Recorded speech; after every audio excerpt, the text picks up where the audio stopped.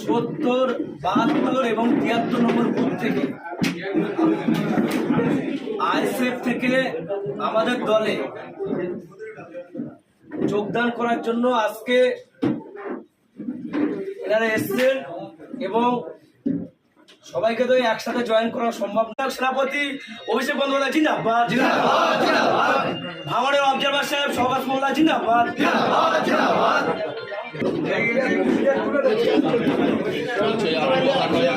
একটা সিঙ্গেল ধরেন, সবাই ওঠে, ধরেন সবাই ওঠে।